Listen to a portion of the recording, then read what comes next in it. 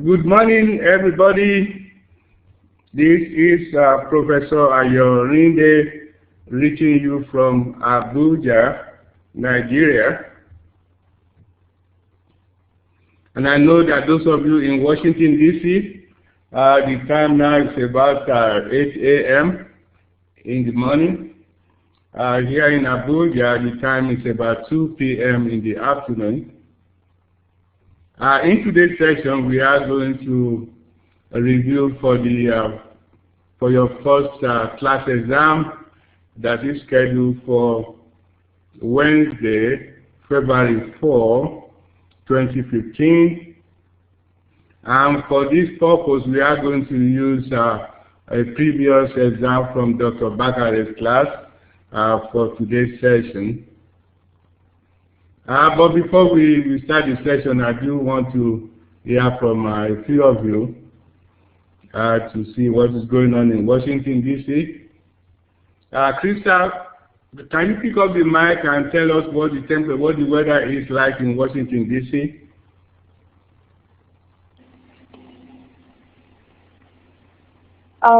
It's definitely cold. It's like 32 degrees. Oh, okay, wow. Okay, so it is very cold in Washington, D.C. You say it is about 32 degrees?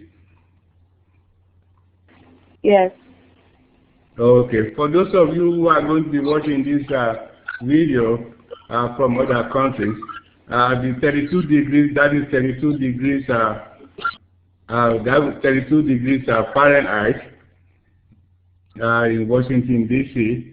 Of course, here it is a little warmer here in Abuja, Nigeria. It is about 80 degrees. So anyway, let us start the session now. So what I want us to do, I am going to go to problem number 7. Let us start with problem number 7. And for that, I'm going to call on Ayana. Can you go ahead and read problem number 7 for us? Give the major organic products of each of the following reactions, if none is predicted, write in R. Okay, thank you very much. Okay, so what I want to do now, according to this question here, says that we should give the major organic product from each of the following reactions, and if there is no reaction, write NR. Now, what we have there, let us take a look at the first one. What we have the question A. What we have in question A, we have an alkyl benzene, and we are giving the potassium permanganate in acid medium, and we are told to give the product of this reaction. So does anybody have an idea what would be the product of this reaction? What would be the product of this reaction? Simply just tell me whether it is an alcohol, carboxylic acid, or amine, whatever. You could pick up the mic or just send me the response through the chat window.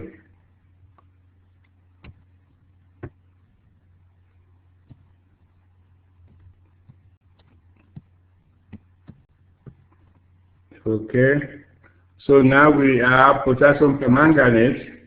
To take a look at this. Potassium permanganate reacting with an alkyl benzene. So the product here will be oxidation of the alkyl group, which is this here. The alkyl group will be oxidized to a carboxyl group. So we have this product.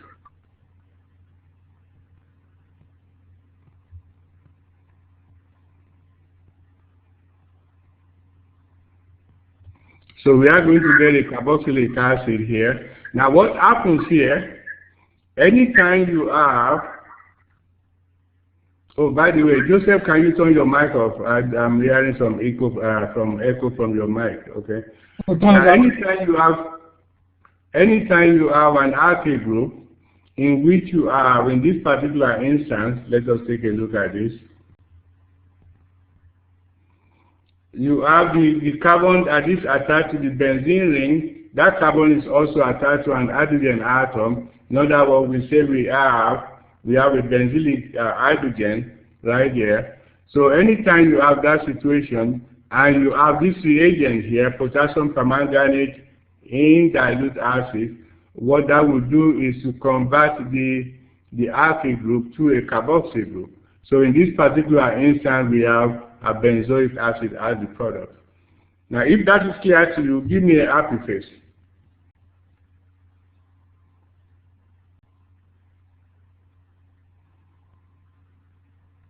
Okay, I see happy faces. Okay, Ayana, Joseph. Okay, very good, very good. Okay, so that is clear to all of you. Now the next one, now they want us to now take this product here, the product that we obtained here, which is this one here. We are supposed to take that product and react with bromine in the presence of iron 3 bromide as a catalyst. Now we are supposed to get a product. Now let me add to this, just to help you out here, let me go ahead and number the position of this carbon in this product here. Let us say this is carbon number 1, carbon number 2, carbon number 3, 4, 5, 6. Okay? Now, what does the bromine, this reagent, bromine, in the presence of iron 3 bromide, what will it do to this molecule? Let me know, does it introduce a bromine to the benzene molecule, or does it introduce an hydroxy group? Just say yes. Okay, I thought. Okay, very good. Oh, okay. I see Ayana here is saying, okay, let us go back to the product that we got from the first reagent, which is potassium permanganate. Ayana, what happens when you have potassium permanganate reacting with an alkyl benzene? Say, for example, let us go to this one here. If you have potassium permanganate reacting with an alkyl benzene, whether it is this here, it does not matter the nature of the alkyl group. It does not matter the nature of the alkyl group. The product you are going to get, the carbon that is attached to the benzene will be converted to carboxyl group. It does not matter what the nature of the carbon is. For example, if you have this,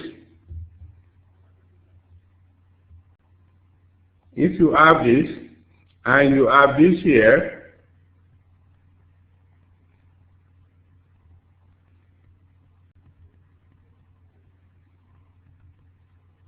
and you have potassium permanganate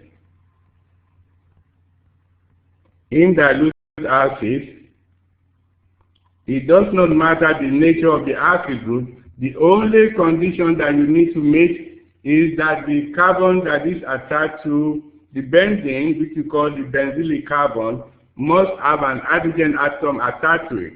As long as that is what you have, what happens is that carbon then becomes the carboxyl group. Okay, Ayana, is that clear? If it is clear, give me a happy face. Okay, very good. Okay, so let us go back to the problem that we were dealing with before. That is number 7.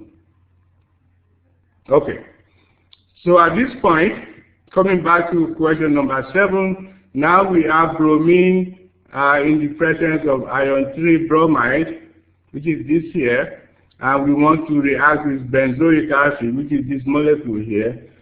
So we know that that reagent will introduce a bromine atom into the benzene ring. So the question that I want to ask for you, I want to ask you here is, where do you expect the bromine to go?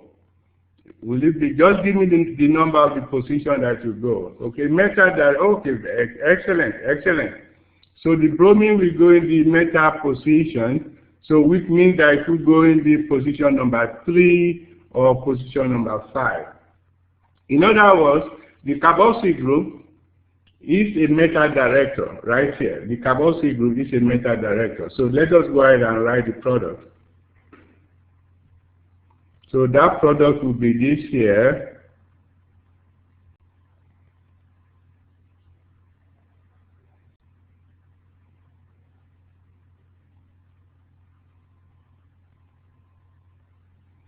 And since we say that the bromine atom will go to the metal position, so we expect that it will be right here.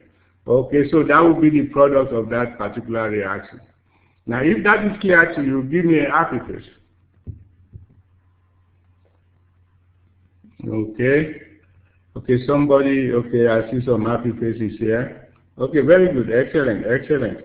Okay. I also noticed, I believe I see Professor Joseph Oko has joined us. Okay, Professor Oko, you are welcome. I noticed that you are in Silver Spring in Washington, D.C. Okay, now let us go to the next one. Okay, the next one here, B. Here we are reacting benzene with nitric acid in the presence of sulfuric acid. Now, what type of reaction is this? What do we call this type of reaction? Anybody has an idea? Nitration. Oh, nitration. Excellent. Very good. Very good. Okay, so that is a nitration reaction. Okay, so therefore, we are going to introduce the nitro group. So that means, let me take all of this out so that we don't clutter this whole place here.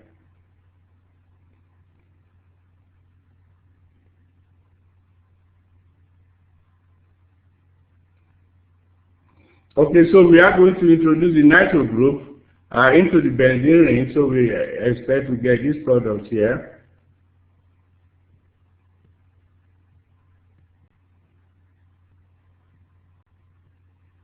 Okay, then so we now obtain the nitrobenzene, and then they now also giving us another set of reagents. Here we are giving tin chloride in dilute acid followed by sodium hydroxide. Now, what do you expect to get from this using this on nitrobenzene? Okay, what do we expect to get? Amine. Okay, an amine. Okay, in other words, this reagent here, what it does is to convert the nitro group into an amino group. Okay, so let us see what that product is.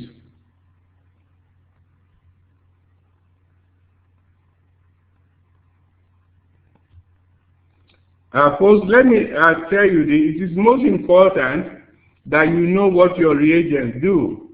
That is the basis of organic chemistry, and that is essentially the fundamentals of organic chemistry. You have to know what those reagents do.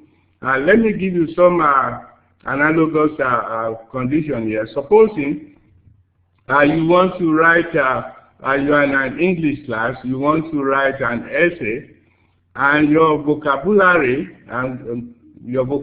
is essentially those lists of words that you have memorized in your brain. If your vocabulary only consists of yes and no, you cannot do anything.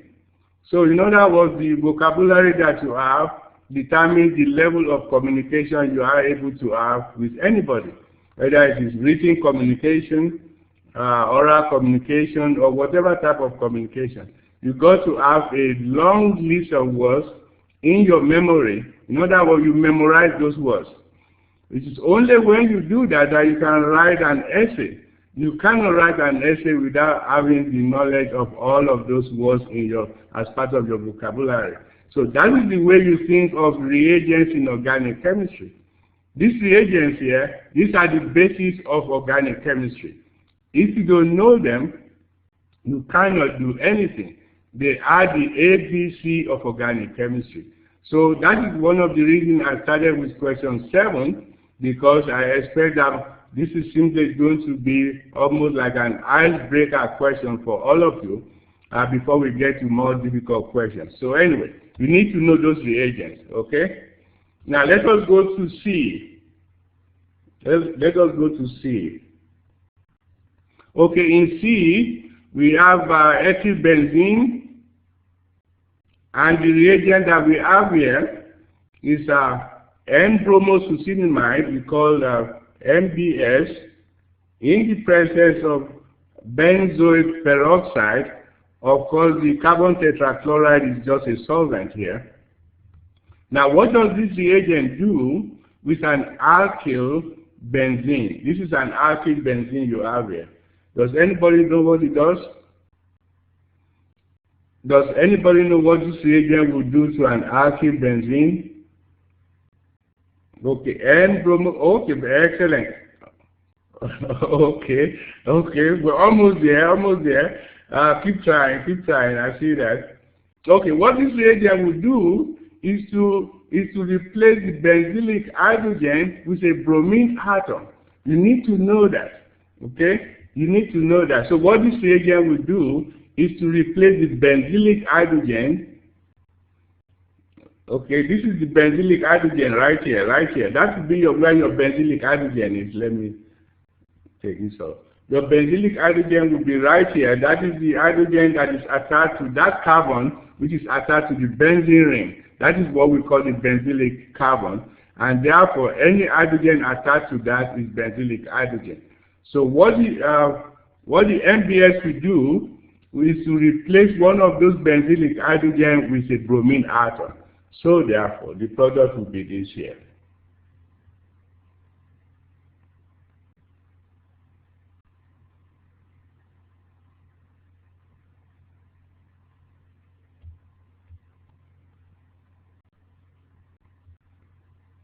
Let me take this out of here.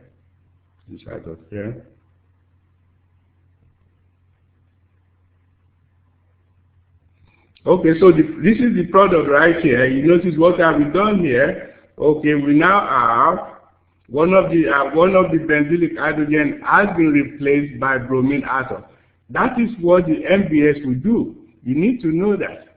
Okay. Now they've now told us this is the product that we got here. Now they're now giving us another reagent, potassium hydroxide. What will potassium hydroxide do with an alkyl or with a bromide? With an alkyl bromide. Anybody has an idea? Take this out of here. Hydroxylation. Okay. Dehydrogenation. Okay, very good. Okay, so what this will do is to remove a bromine and an hydrogen atom. So we get dehydrogenation. But it will also give you a substitution reaction, in which case you get the replacement of the bromine atom.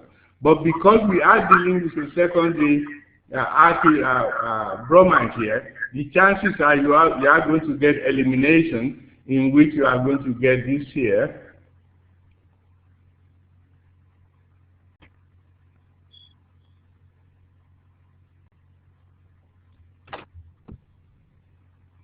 In other words, you are going to get what we call dehydrohalogenation, in which we are going to form an alkene. And this is a very classic way of forming alkenes, starting with either a secondary alkyl bromide. Sometimes you use a primary alkyl bromide or tertiary alkyl bromide. So anyway, what you expect to get here, the major product here will be an alkene. So once again, it goes back to knowing your reagents. Yes, somebody has a question. Chelsea, go ahead and ask your question. Okay, yes. Okay, you could type your question if your mic is not working. Chelsea. Okay, I don't see your question here. Okay, anyway.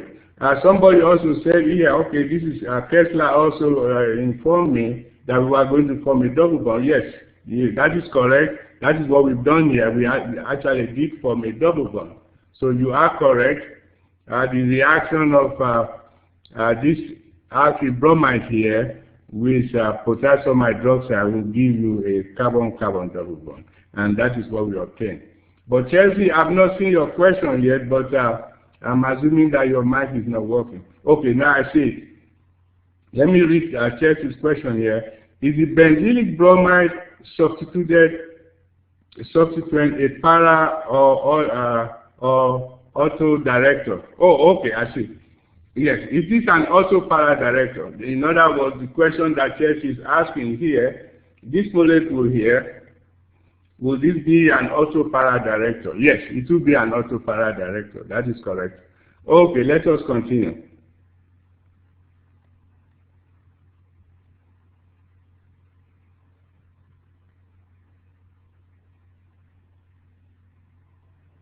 Okay. Yes, somebody else asked another question. Is that, let me see who that is. Okay. Is that Chelsea again? Go ahead. Okay. Is the benzylic, okay. Is it also, oh, okay. Yes. So yeah, Chelsea is also asking me again, is it also a deactivator? That's a very close one, but I'm going to say, because it is mostly an this time I will consider that substituent an active substituent. So it will be mostly an activator because of the fact that it is mostly an active substituent. Okay, let us go to question D. Right here. Okay, in question D, now keep in mind, all of these questions here, these are just testing your knowledge of the reagents. These questions are just setting you up for the more difficult part of the exam. And I will expect that if you are giving an exam, this is the part in which I expect everybody to get almost 100%, because this is pure memorization, okay? So anyway, what we have here, for D, we have this molecule here reacting with chlorine in the presence of iron 3 chloride. So what does this reagent do? What would this reagent do? What would that reagent do? Okay, what does it do? Okay, send it to me through the test window. Okay, that reagent will introduce a chlorine atom. In other words, this is one of those very good. Okay, Ayana said chlorine, very good, excellent. So this is one of those electrophilic aromatic substitution reaction in which an electrophile is substituting one of the hydrogen for one of the hydrogen in the benzene ring. So in this case, we expect the chlorine to be introduced into the ring. Now, the question now is, let me go ahead and number this carbon here. The question now is, where do you expect the chlorine to go? Let us say this carbon here is 1. Okay, let us say this is carbon. Let me take this out of here. Let us say this is carbon 2 right here. This is 3. And this is 4. This one is 5. This is 6. Now, where do you expect the chlorine to go? Because now you have a methoxy group and a nitro group. Now, okay, let me go back again. Between the methoxy group and the nitro group, which is the activator here? Okay, Chelsea has already answered the question for us. Yes, okay, very good. Ayana also answered the question for excellent. Methoxy is the activator, and therefore Chelsea has already given us the answer. Say the chlorine will go to carbon number 2. Excellent. The chlorine will go to carbon number 2. Because in this case, the directing influence will be dictated by the methoxy group, because it is the activator in this particular instance. So, what is the product here? The product will be this.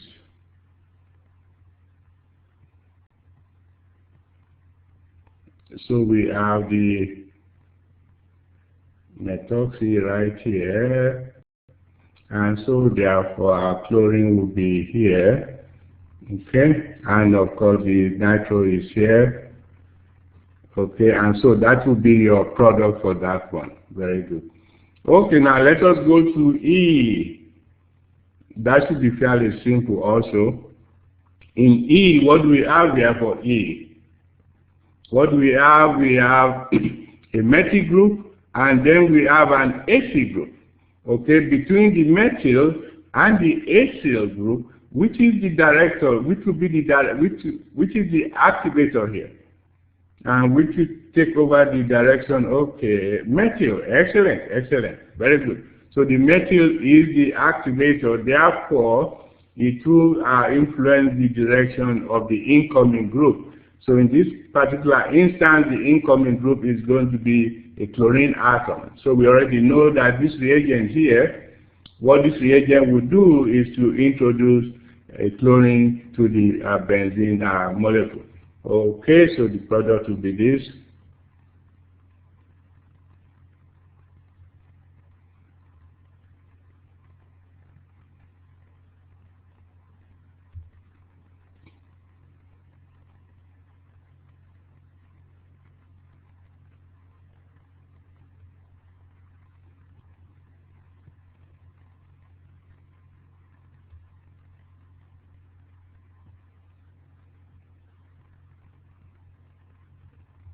And then the chlorine will go in this position here. Keep in mind, at this point, the methyl group is an auto-para director, and since the para position is already occupied, the chlorine will go in this particular instance, the auto position. Yes. Chelsea, go ahead and ask your question. I notice you want to ask me a question. Go ahead. Can you hear me? Yes, go ahead. Okay. Even though, so I get that the methyl group is an activator, and then the ketone substituent, or the acyl group, is a deactivator. So yes. Even though oxygen is more electronegative, the methyl group takes precedence? No, don't forget here, don't forget the carbonyl is the one attached to the benzene ring. And the carbonyl is electron withdrawing, and as such it will deactivate the ring. So on the other hand, in the case of the methyl group, it is an alkyl group. And the alkyl groups tend to introduce or pump electron into the ring. Therefore, it is an activator. So in this particular instance, the methyl is an activator. So this is an activator, whereas this is a deactivator. So therefore, the direction will be influenced by the methyl group. Okay? Is that clear? Yeah, it is. Thank you. Okay, very good. Okay, now let us go to F. Let us go to F. Let me go ahead and take this off here to give ourselves more room to do some more work. Okay, for F, what do we need to do for F? Okay, in this case, what we have, we only have one substituent here, which is the methoxy group, and therefore, what kind of director is the methoxy group? Anybody has an idea? What kind of director is the methoxy group? Auto, para, or met? Okay, auto and para. Okay, that is Chelsea. Excellent. Very good. Very good. Okay, okay. Ayana said auto, para. Okay, very good. Excellent. So that is an auto, para director. Therefore, the product we expect to get will be this here.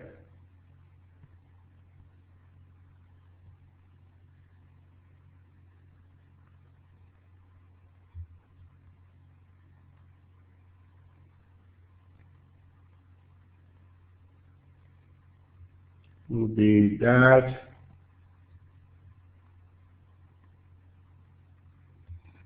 Okay, we'll get this here. Of course, you need to know what this reagent will do. This reagent here, what this reagent will do, this is a sulfonation reaction.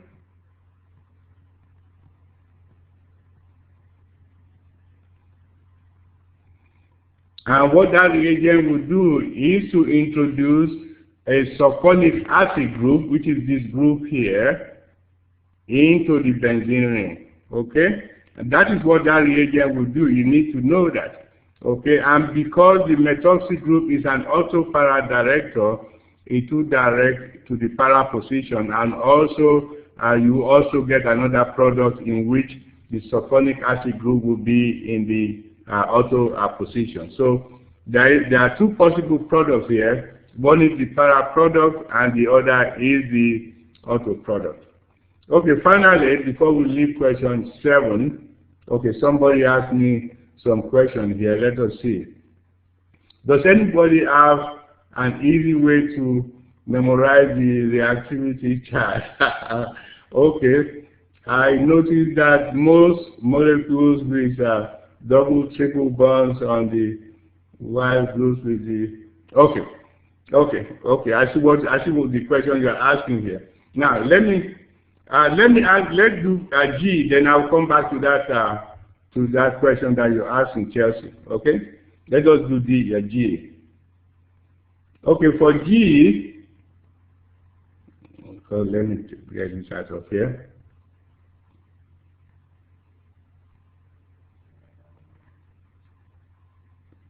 Okay, for G, what we want to do here, we have this compound here in which you have a methyl substituent and a carboxyl substituent. So which of these two, the methyl or the carboxyl group, which will take over the direction of this reaction? Which one? Which will take over the direction of this reaction? Okay, the methyl. And why? Why? Because why? Because it is the activator. Excellent, because it is the activator. Very good. So in that case, we are going to get this product here.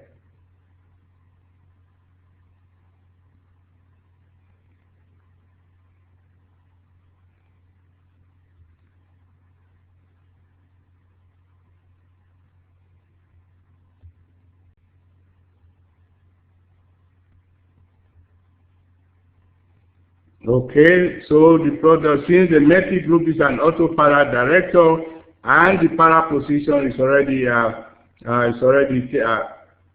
occupied, so we are going to essentially have the chlorine atom here. So you notice what we've done here. You guys already recognize that all this reagent will do is to introduce the chlorine atom into the benzene ring. So you need to know what those reagents do. So, okay, so now that we finished question 7, let me go back and answer the question that Chelsea gave us earlier. Okay, so for that, let me do this. What Chelsea is saying here, is there any way that you can very easily recognize what is an auto-para director and what is a meta director? Okay, maybe this will help you. Anytime you have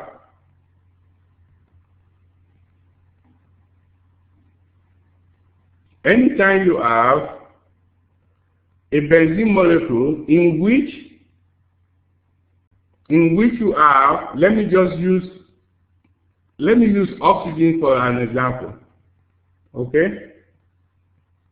In which you have an atom attached to the ring, and if that atom has non-bonding pair of electrons, if that atom that is attached to the benzene has non-bonding pair of electrons, then it will be an auto-para director, because the non-bonding pair of electrons will pump electron into the ring system because of resonance.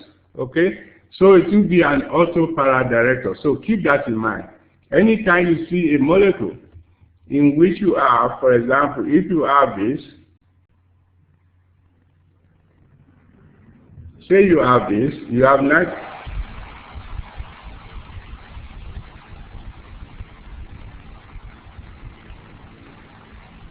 nitrogen here, for example, and this here, because of this non-bonding pair of electron on nitrogen, that would be an also para director. So keep that in mind. Now, on the other hand, if you have, let me take this out of here.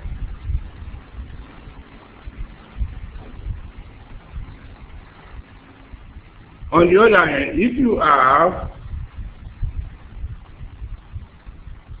an sp2 carbon atom,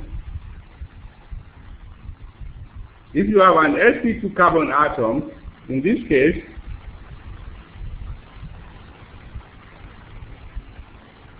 this carbon here, this is an sp2 carbon atom. If you have an sp2 carbon atom attached to the benzene ring, then that would be a meta director. So this would be meta director.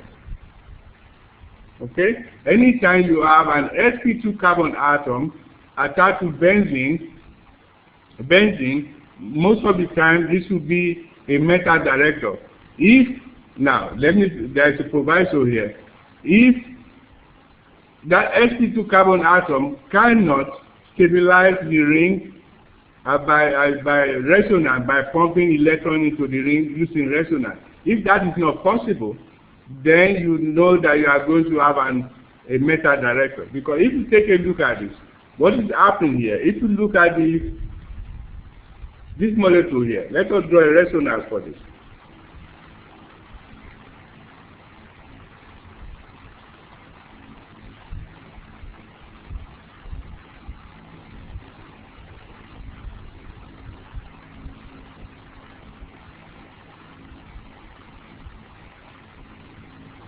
Look at that resonance structure. Okay? This new structure that I've just given you here, this is a resonance structure for that molecule. Look at what is happening. On that resonance structure, this carbon here that is attached to benzene is positively charged. And that positive charge will be drawing electron away from the ring. And that is why this type of molecule will be a meta director. So anytime you see that sp2 carbon atom, in which any resonance structure will be drawing electron away from the ring system, then that will be a meta director.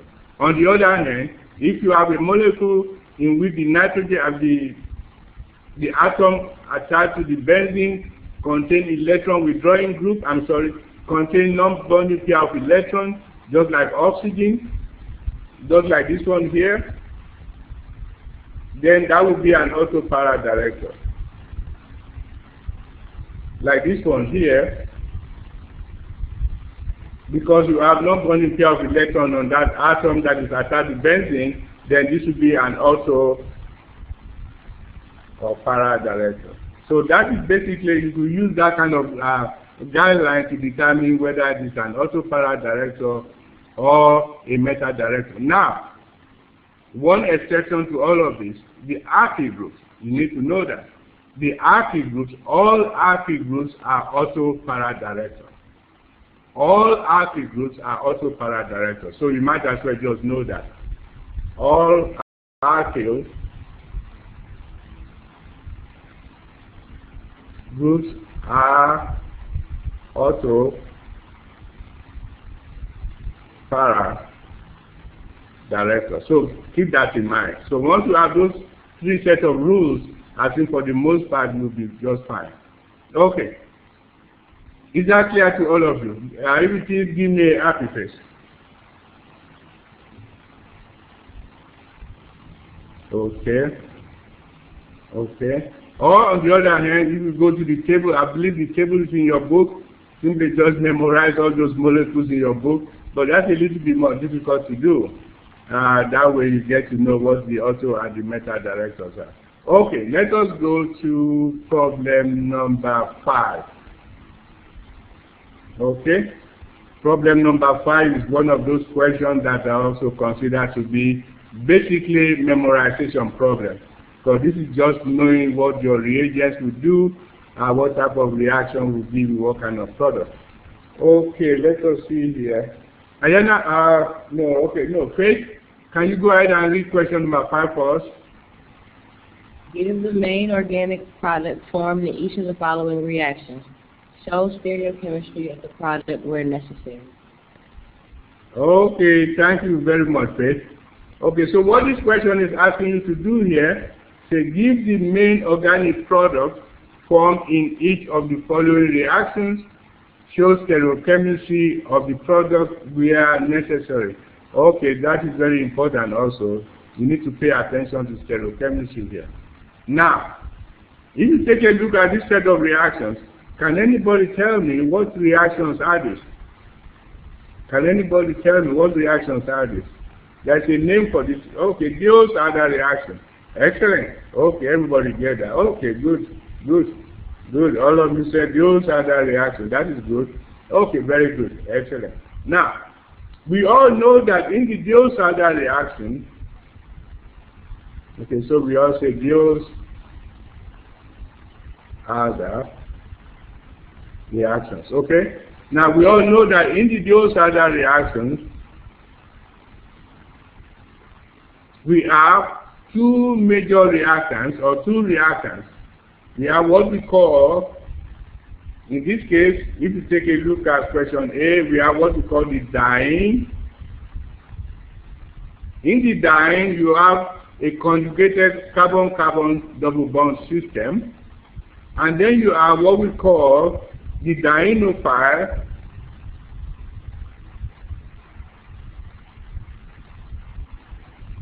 For the dienophile, all you need is just one double bond.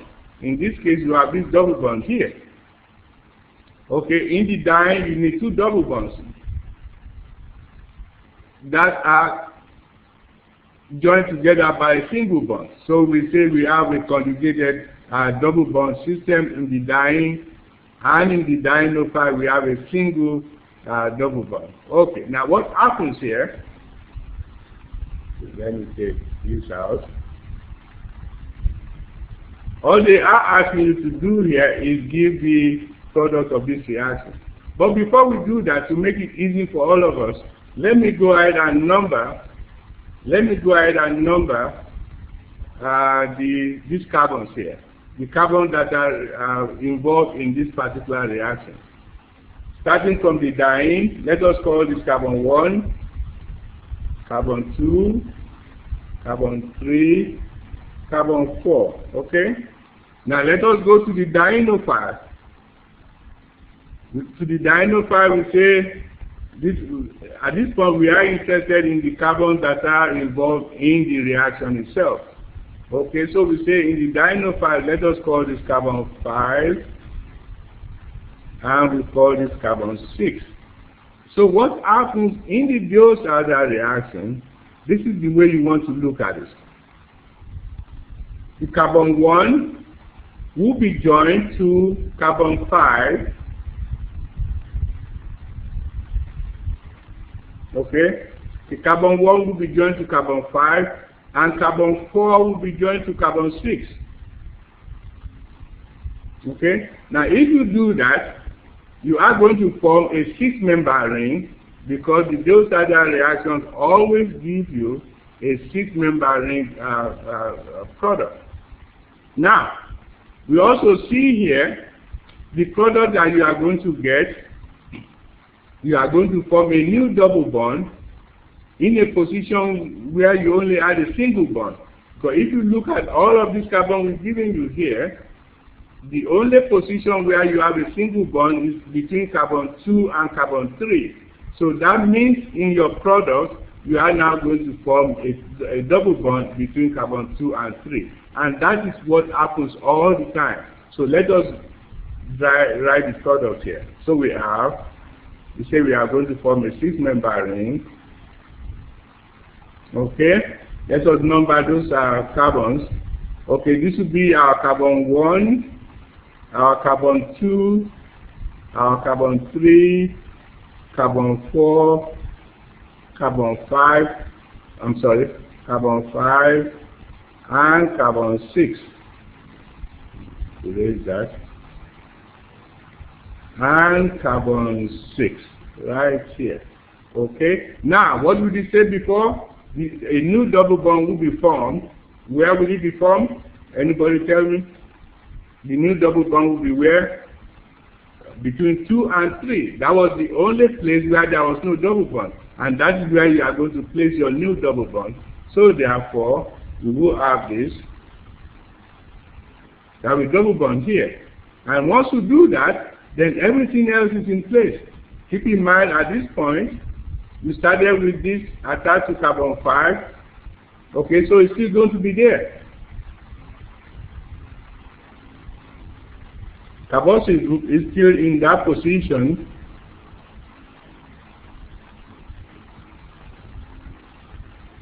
And that is the product you get. And this is your classic Diels-Alder reaction. It is a cycloaddition reaction in which you start with a diene and a dienophile, and they join together to form a 6-member ring, and you then form a new double bond where there was no double bond at all, in this, either in the diene or in the dienophile. And so this is, the first one here is a classic Diels-Alder reaction. Now let us go to the next one. Let us go to the next one. Okay, very good. Let us go to the next one. Okay, B. Okay, here, this gets a little bit more complicated. Here, what we have, let us go ahead and number our carbons again. Those carbons that will be involved in the reaction, the carbon of the diene and the dienophile. Okay, so we have, let me use a green pen again. Let's see. We have carbon 1 here. Oh, by the way, let me take this out of here. Okay, we have carbon 1, carbon 2, carbon 3, carbon 4. Okay, now we come back to the dienophile. Keep in mind, at this point, we could also have a dienophile that has a carbon-carbon triple bond. But in this case, we are only going to use one of the double bonds.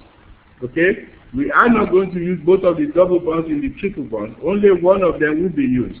Okay, so therefore, we now also call this carbon 5, in order to be consistent, and carbon 6. Now, I also now want to do something here. Since we have in this molecule, a carbon is attached to carbon 1 in the diene, I'm going to refer to that as carbon 7. This here, and this carbon that is attached to carbon 4, I will call that carbon 8. Okay. Okay, now let us see what will be the product. What will be the product of this reaction? Get this out of the way. What will be the product of this reaction? We know that Diels-Alder reaction will form. Okay, very good. Chelsea say bicycle product. Okay. The initial product, of course, we are going to form a 6-member ring. Very good. Chelsea, excellent. That is good. Okay, so what do we have here? Let us draw our first 6-member ring. Okay. Keep in mind, the first thing you get is 6-member ring,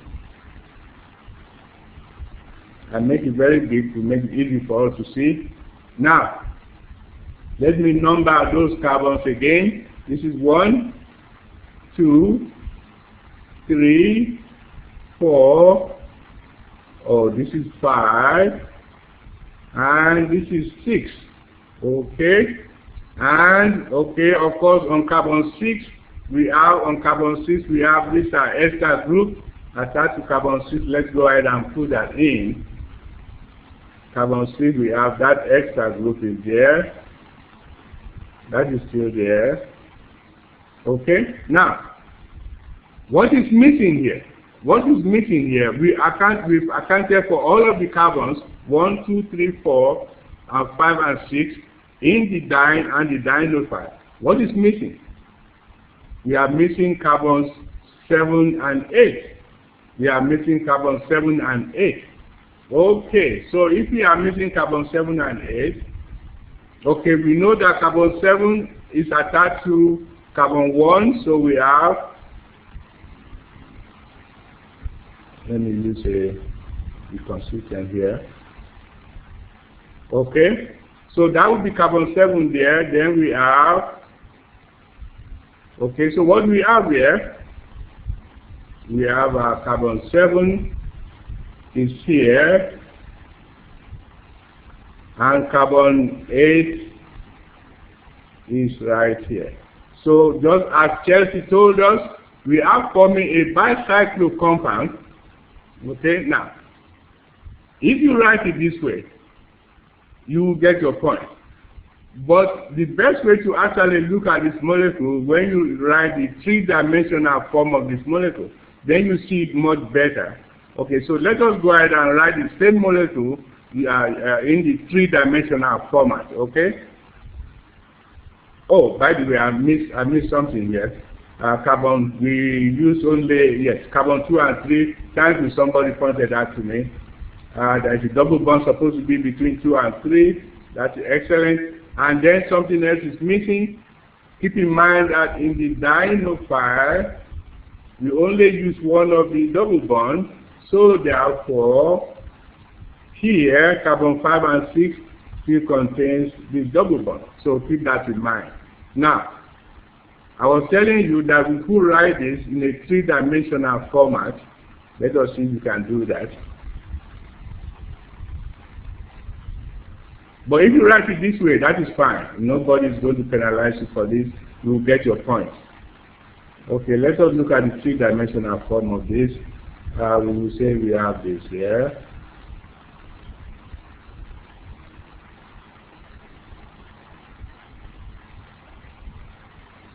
Oh, I tell you what, I could do better than this.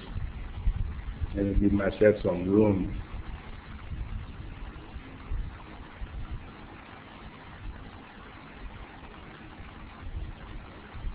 Okay.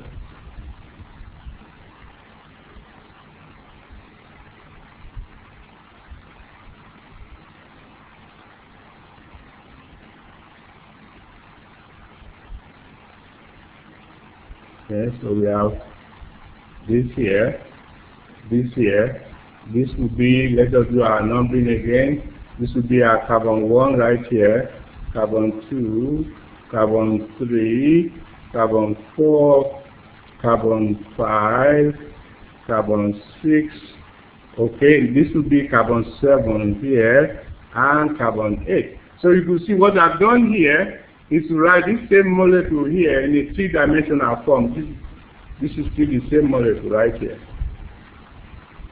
Okay? Okay, so this is the three-dimensional form of this, but now we also need to indicate the extra functionality that is here. This is attached to carbon number, I think that was carbon number 6. Very good. So that is still here.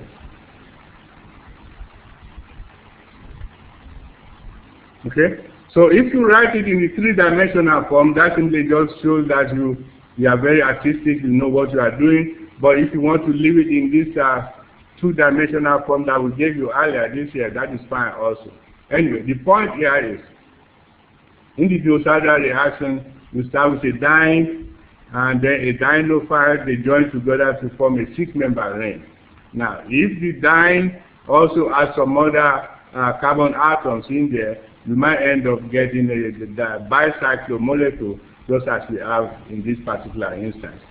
I think question C also gives you a bicyclo product. Let us look at question C. Let me take this out of here.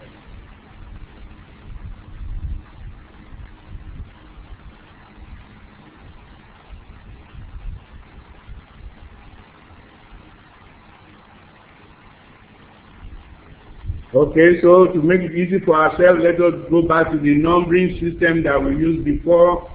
We say this is 1 based on the diene and the dienophile. Carbon 1, carbon 2, 3, 4. You come back to the dienophile. This is carbon 5 and carbon 6. And then since we now have in the diene, we have a carbon attached to carbon 1, and that same carbon is attached to carbon 4. Let us go ahead and call that carbon 7. Let us number that as 7. Okay, so the first thing that happens here, we form our 6-member ring. The first thing you do, draw your 6-member ring. Okay, if that sheet number ring, we then number it. Okay, that is your carbon 1, carbon 2, carbon 3, carbon 4, carbon 5 from the dienophile, and carbon 6, and then of course between 2 and 3 you have your double bond, your new double bond between 2 and 3. Now what you have here, you also have on carbon 6, you have an aldehyde functionality. So let us go ahead and put that in. So that is here.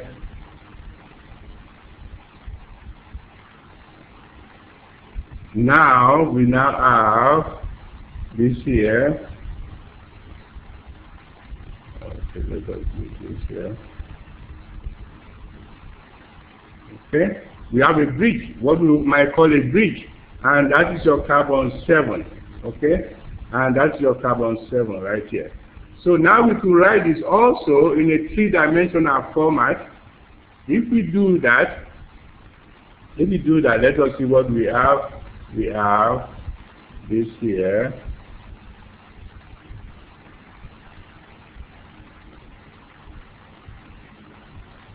Okay, and then we only have one carbon bridge.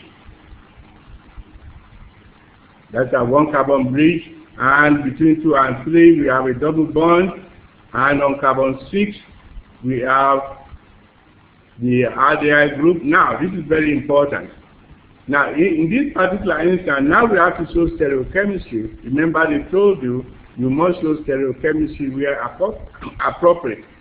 Now, what is going to happen here, if you look at this here, on carbon 6, you have an hydrogen, of course, going up here.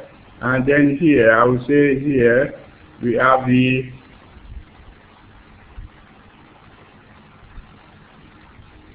aldehyde functionality right here. Now, this is your hydrogen. In this case, anytime you have a bicyclic product, and you have a substituent, on the dienophile. Now what happens is, those substituents, they will be in what we call the endo position. This will be the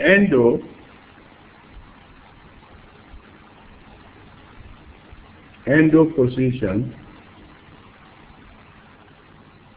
In other words, this group here, this substituent here, will be in this position, and that position is the position that is away from the bridge. You notice this hydrogen here is going towards the bridge. This is the bridge right here. The endo position is that position that is going away from the bridge, and that is the product you are going to get if you have a substituent on your dienophile. Okay? The hydrogen will be in what we call the exo position. This hydrogen here, we say this is the exo position. Whereas the substituent will be in the endo position. That will be the product. Okay, this is a case in which stereochemistry is very important. Now, if you understand that, give me a happy face.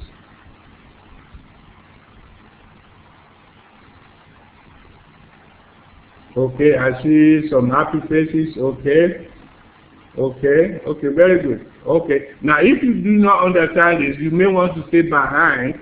I will stay behind for another 10 minutes after this presentation if you want to ask me for that question on this.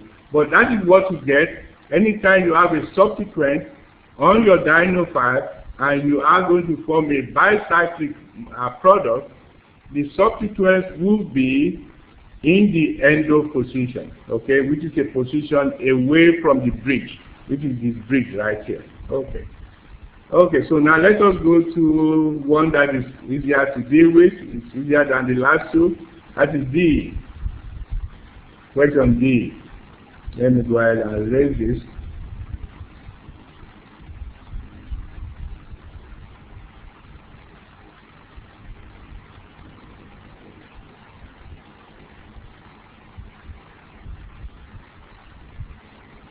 Okay, D, this should be fairly simple.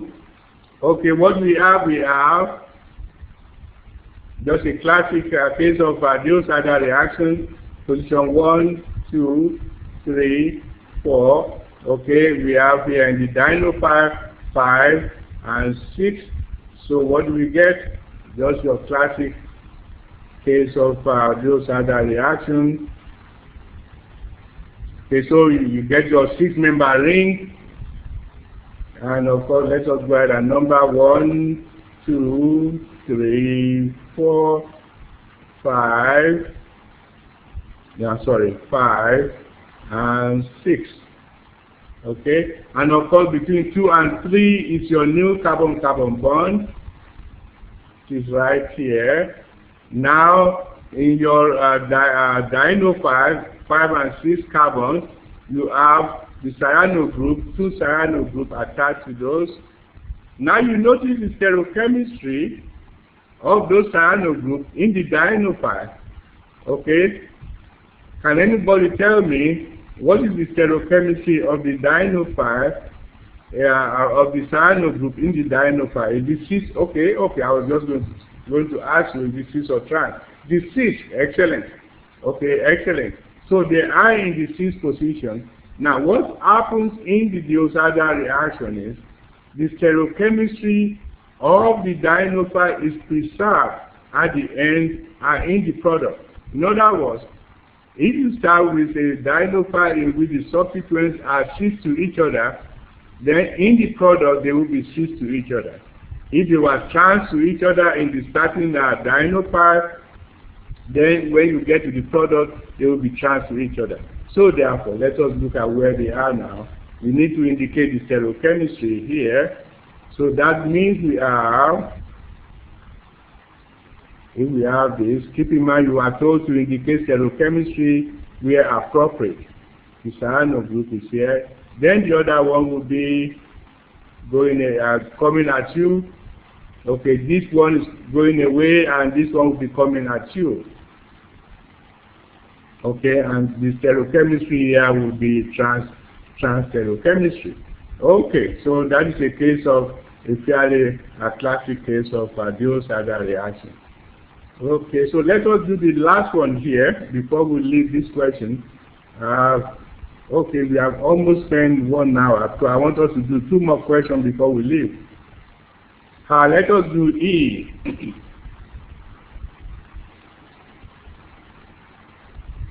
We do E and then we leave this number. We finish question number 5. Okay, so E is a very simple one, so we don't need to waste too much time on this. Okay, we are going to form a 6-member ring. Keep in mind the Diels-Alder reaction always gives you a 6-member ring. Okay, the double bond will be between 2 and 3. The stereochemistry of the dienophile, the cyano group are trans to each other. Oh, I'm sorry. Oh my God. Okay, now that I said that, I see. Doesn't matter what this one should be. I made a mistake here. Let me take this back. This would be because they were cis before. That was an oversight on my side. Thank you for pointing that out to me. This should be cis. Somebody also asked another question. Does it matter which CN is coming? Oh yes. In this, no, it doesn't matter.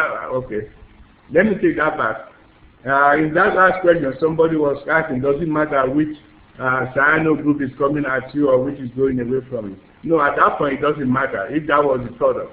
But in this particular instance, this is supposed to be a cis product. They could be both coming at you or they could be both going away from you. But what the important point is they must be cis to each other. Now in question number E, here they must be trans to each other since you are starting with the trans dienophile. So therefore we have one going away from you and the other one coming at you. This case, it doesn't really matter whether this is coming at you, whether this is coming at you, or whether this is going away from you. So as the important point is both of them must be trans to each other. Okay? Okay, now, so we've done question number 7 and question number 5. I did those questions early in order for you to get ready for the last set of questions that we want to go through, which is the synthetic problem. Because you need to know your reagents before you can do synthesis. Without knowing your reagents, you cannot do synthesis. So, having said that, let us now go to, I want us to do question number, I believe is that 8 or 9, let's see, number 9, yes. I want us to do question number 9. Now we want to get into the more difficult problem here, and this because you do need the knowledge of what we did in question 7 and 5 before you can do this. Okay, let me see if I can call on somebody here. Now, if your mic is working and I have not talked to you today, can you pick up the mic and read question 9 for us? Anybody? Outline a reaction scheme to show how you would prepare 1-bromo, 2-chloro, 4-propylbenzene from benzene and any appropriate organic compounds. Okay, thank you very much. That was Faith. Thank you.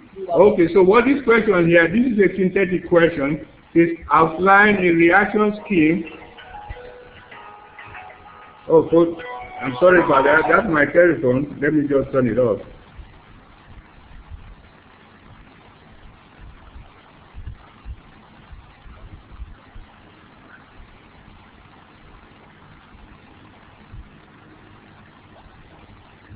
Okay, that was just my telephone, so I turned it off. Okay.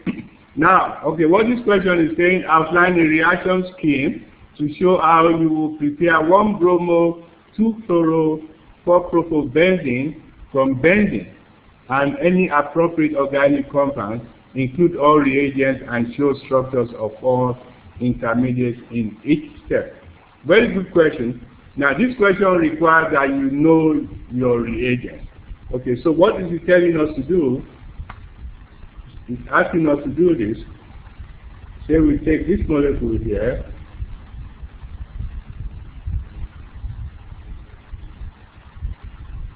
One bromo, say 1-bromo, bromine is here. 2-chloro, 4-propylbenzene. Okay? That is what he wants us to do. And he wants us to make this molecule from benzene.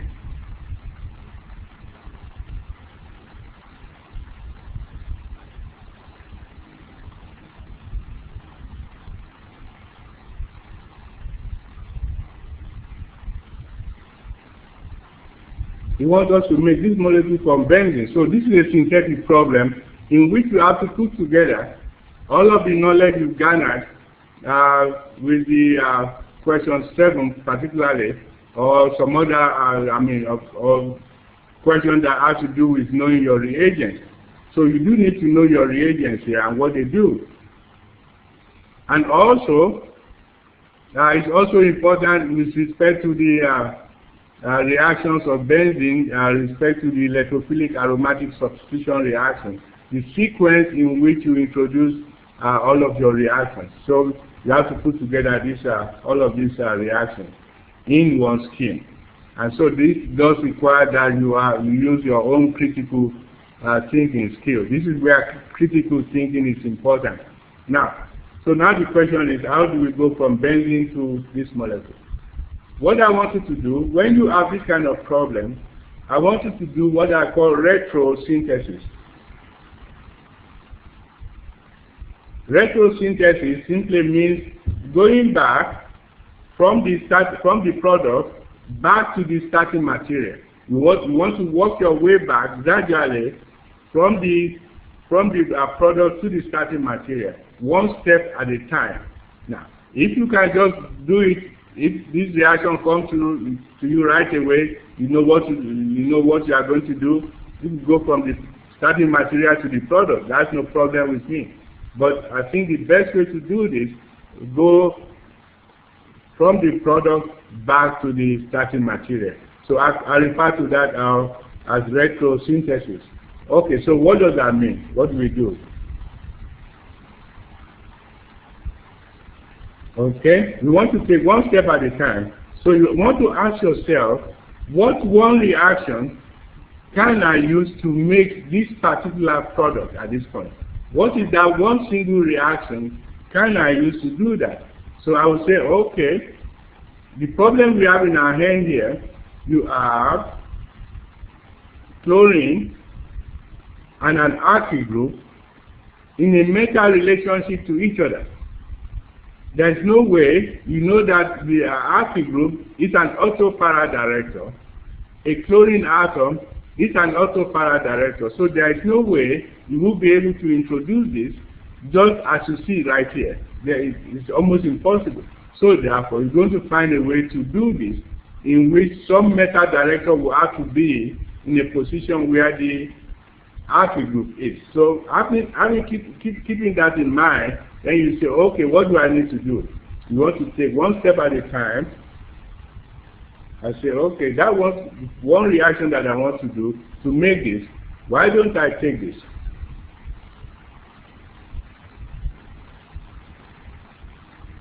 This is the retrosynthesis we are going to do now. Why don't I do this?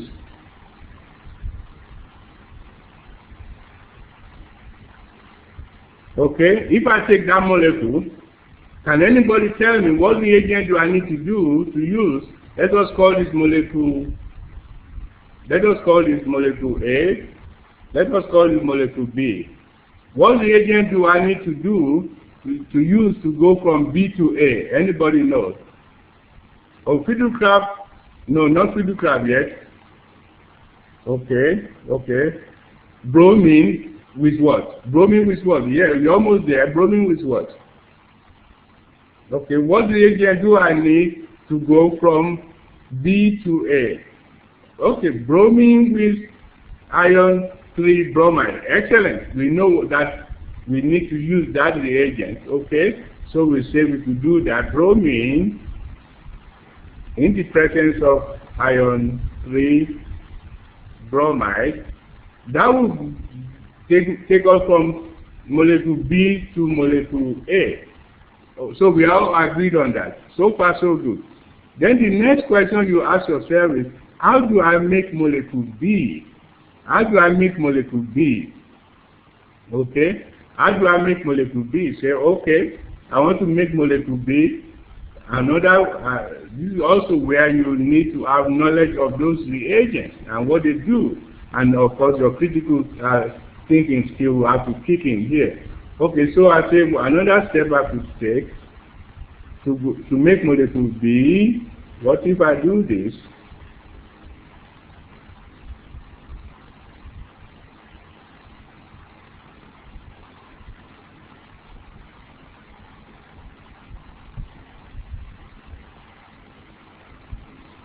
Okay. Okay, in other words, you have a ketone. I have a ketone, then I could take this ketone here, which is attached to the benzene. Okay, I could take that ketone, I could take hydrogen, I could do hydrogenation on that in the presence of palladium or platinum. You could do that. So if you take hydrogen on a catalyst like palladium or platinum, and a ketone that is attached to benzene, that will convert the ketone to the carbonyl of the ketone to what we call a methylene group, which is this here. We convert to a methylene group. We call that methylene group. In other words, that will convert a carbonyl, in this case, this carbonyl, to a methylene group, and that is what you have there. Okay, so that is what this reagent will do. Okay, that reagent will do that. Okay, so far, let us call this molecule C. Let us call this molecule C. So we make molecule.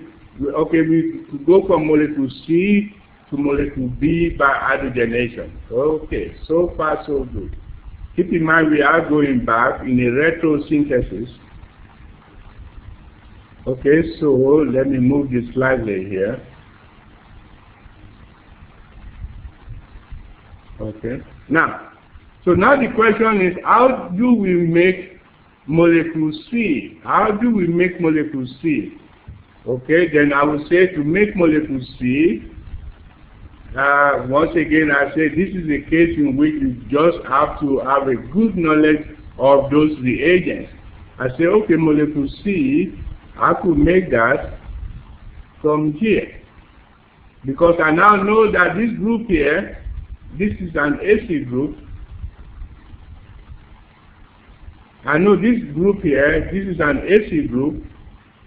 Okay. What kind of director is that group? What kind of director is that? Metal director, exactly. So therefore do I need to do? I do a Friedel-Crafts, no, not a Friedel-Crafts yet. What do I need to do? I start with this.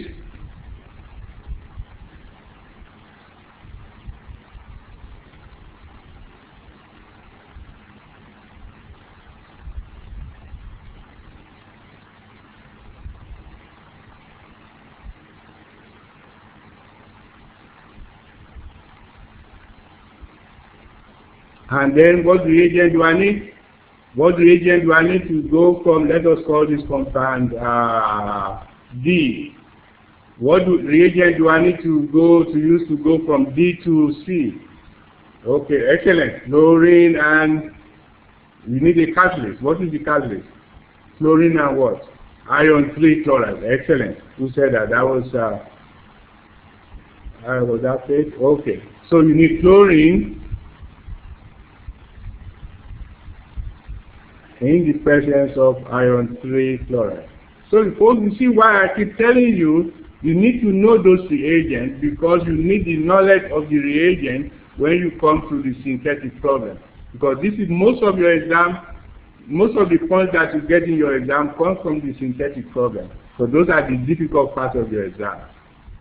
Okay, so now we go from D to C, then finally, how do we now make compound D? How do we make compound D? I think at this point we have now gotten back to benzene. Somebody said Friedel-Crafts acylation, which is correct. Excellent. So we could do that. We could now go start with benzene. Keep in mind we are supposed to start with benzene.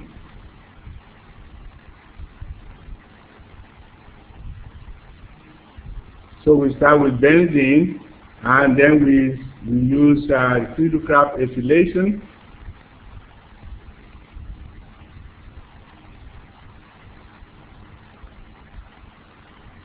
With aluminum fluoride. We use propanoic chloride. In other words, we use an acid chloride.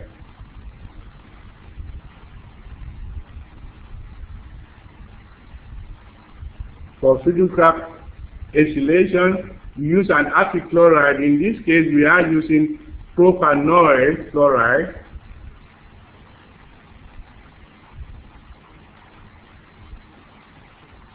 Propanoic chloride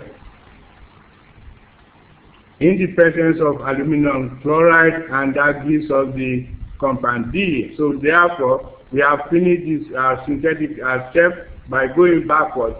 So now let me give you now a summary of everything that we've done so far.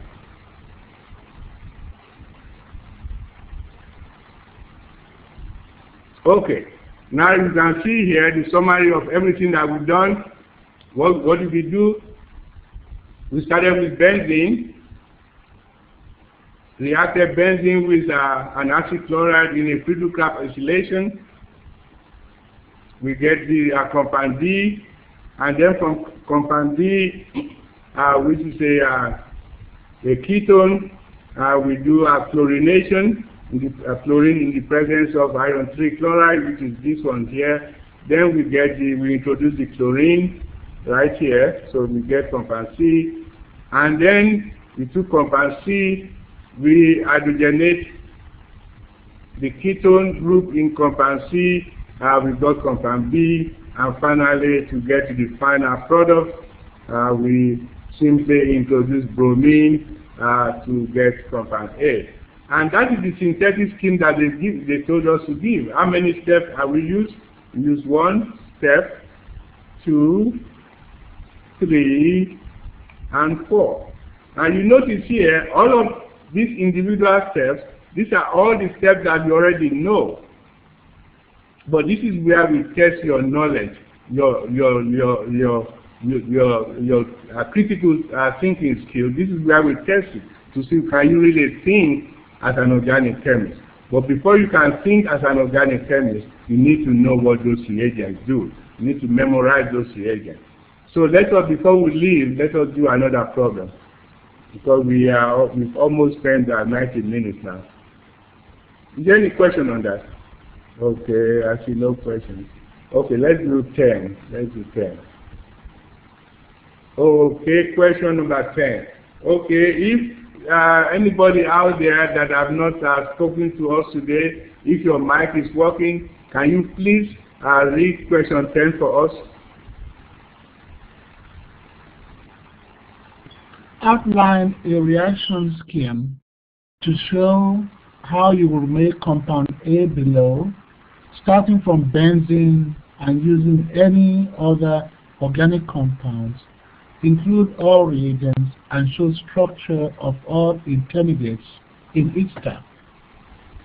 Okay, well, thank you very much. Okay, what we have to do here, we need to outline the reaction scheme to show how you will make compound A, which is this compound here. Below, starting from benzene, once again, they want us to start from benzene.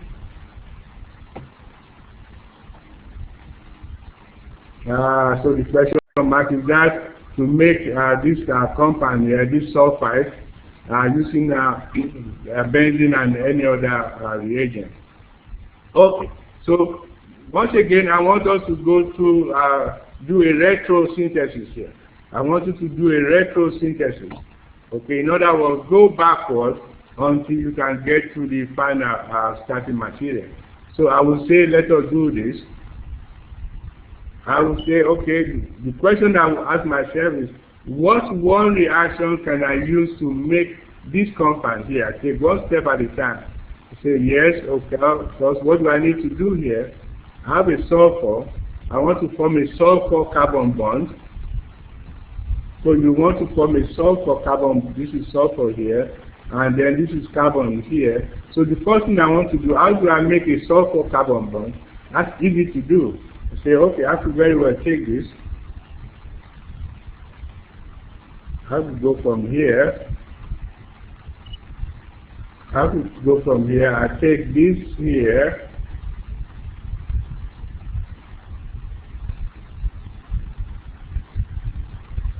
I use the sodium salt of ethane thiol. I react that with this molecule here.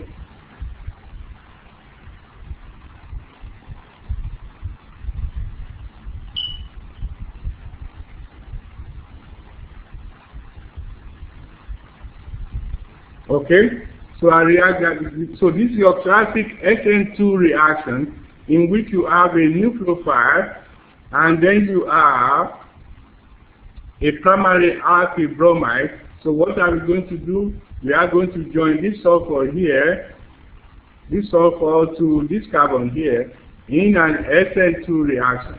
I know you guys did SN2 reaction last semester. So some of you will say, well, we did it last semester, but organic chemistry is a continuum. Whatever you studied last semester, you need all of those knowledge this semester. So do not think that because that was last semester's work, then you have to completely forget it. You have to remember everything. Okay. If you react this sodium salt of ethane thiol with this alkyl bromide, you get an SN2 reaction that gives you this final product right away. Then the next question is, how do I get this alkyl bromide? Okay, that is where a lot of work is. Now to get this active bromide directly, I say, okay, how to get that using another retrosynthesis again? How to get that from an alcohol? Okay, by the way, some of you should begin to think there might be some other way to do this, so that is left for you to make up your own scheme, but this is one possible synthetic scheme that if you use. I would say, yes, you could make this from an alcohol. Okay? Now, how do I go from an alcohol to an active bromide? What reagent do I need? Does anybody know? Going from an alcohol to an active bromide. Anybody remember? What reagent do you need to use to go from an alcohol to a bromide? Anybody? Okay. Some of you may have forgotten this. This is actually you use phosphorus tribromide. Oh, okay. That's somebody, very good. Somebody gave it to us. Phosphorus tribromide. You already know that. Let me change the color of that pen so that it will look more obvious. Let me make that green. Phosphorus tribromide. So, who gave us that answer there? Let us see. Ishmael. Okay, thank you. That was Ishmael.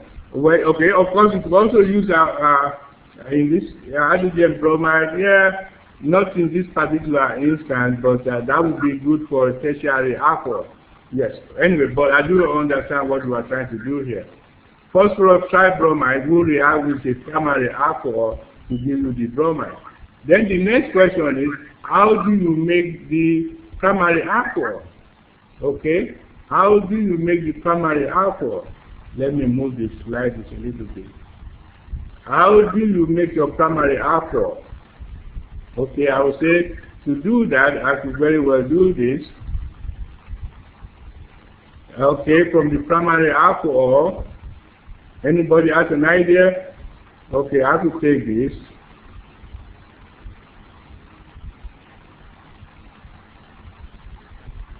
I could take a carbon-carbon double bond. Okay? You take a carbon-carbon double bond. You add water to the carbon-carbon double bond. What reagent do I need? Anybody has an idea? To go from this alkene to this alcohol. Okay, excellent. Chelsea said hydroboration. Excellent. That is perfect. Okay, Chelsea, you are correct. So step 1, make sure you put this in steps. Okay, borane followed by hydrogen peroxide in basic medium. So that will take the alkene to the alcohol. Then somebody hey, Joe, turn your mic on, Joe. I think you are getting echo from okay, very good. Okay, now then ask yourself, how do you then make the carbon-carbon double bond? Okay, this problem is a lot more difficult than the last one. Indeed, this is the most difficult problem in this exam. Okay, so we say, okay, to make that, I have to make the carbon-carbon double bond.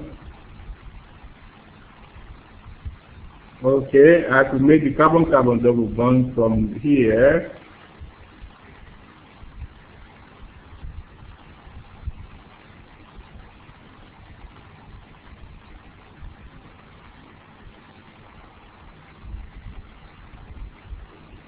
Okay, so what reagent do I need to do to make an alkene from this active bromide? What reagent do I need? Anybody has an idea? Okay, potassium hydroxide. We did that before. Yeah, that was great. Thank you.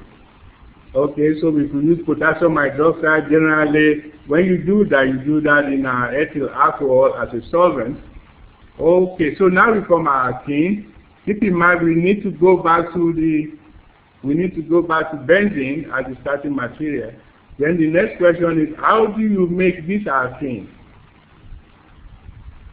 How do you make this active bromide? How do you make this active bromide? Okay, how do you make this active bromide? We did that before. in question number 7. How will you make this alkyl bromide? Okay, let me go ahead and think about how will you make that. Okay, remember NBS?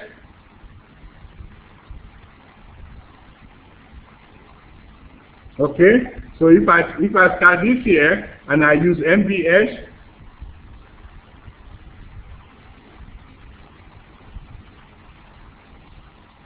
in a peroxide, with the peroxide, this is benzoyl peroxide.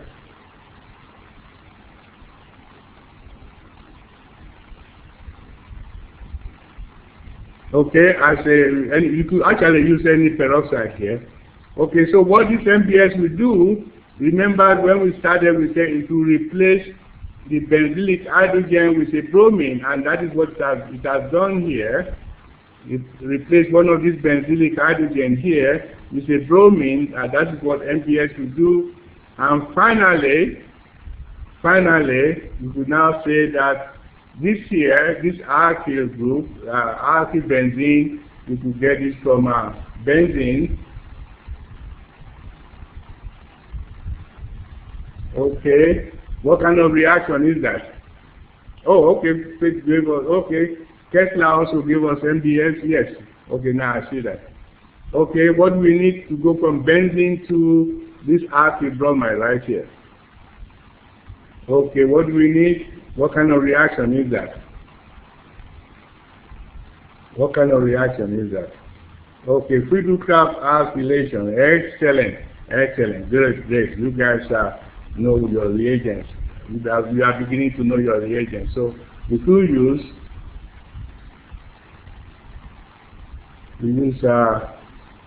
ethyl chloride in the presence of aluminum chloride. Okay, that is your Friedel-Crafts alkylation. So now we've giving you the synthetic scheme starting from benzene. So let me go ahead and summarize everything for you so that we can see the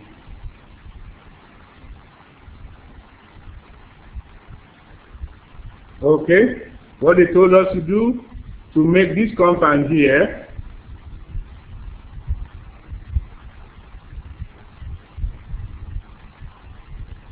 They told us to make this compound here, starting from benzene, and that's what we've done here.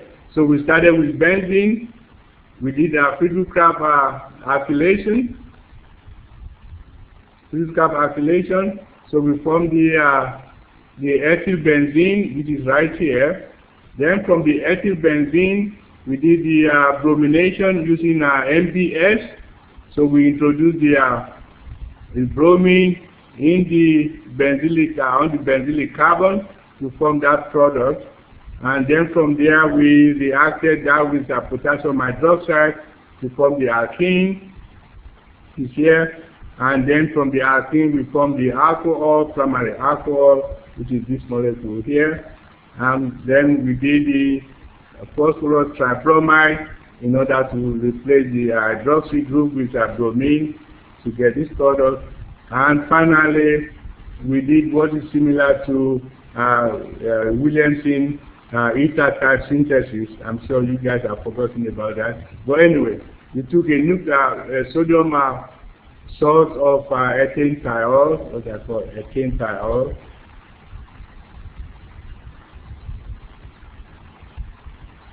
Okay, very easily, ethane thiol is this molecule here. Okay, if you take potassium hydroxide, that will give you the sodium salt, and then you react that with this bromide here to give you your final product. But you can see here how many steps have we used here. Let us see how many steps we have. We use one step, 1, 2, 3, 4, 5 steps. So, you know, this is what organic chemists do. We put together molecules. That's how we make drugs, new pharmaceutical drugs, new cancer agents. In other words, we really have to think put all of this together in a synthetic scheme. But before you can think, you need to have the fundamental tools. And those fundamental tools is knowing those reagents. Without knowing those reagents, you cannot do anything. What is that? Somebody is using that reliable. What is use ethyl chloride? Okay, exactly. I don't know what that question is. Anyway, but I think we have come to the end of this session today. We have spent well over 90 minutes already. And for your subsequent preparation for your next exam, what I want to do is to give you 2 sessions. I will let you know, because 1 session is just not enough. So the next one will be 2 sessions to go over the previous exam. But for now, unless you guys have any questions, we have come to the end of today's session. But I am going to stay around for another 10 minutes after the recording is stopped.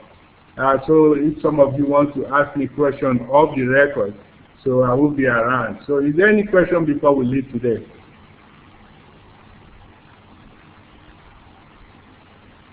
Okay. Okay, if there is no question, but let me go ahead and recognize all of you who have joined us today. I noticed that many of you have joined us. Cyrilla, Donna, Chelsea, Nebe, Faith Mitchell, Ismail Ahmad, John Freeman, Professor Oko, Tesla, Krista Akinyemi, Nicolette Saville, Victoria Ward. Victoria. Okay, well, you are all, I thank all of you for being here today. And so the session is over now, so I'm going to stop the recording. So please enjoy the rest of your day. For those of you who want to stay around for another 10 minutes, I will be around for another 10 minutes. But for now, let us turn off the recording.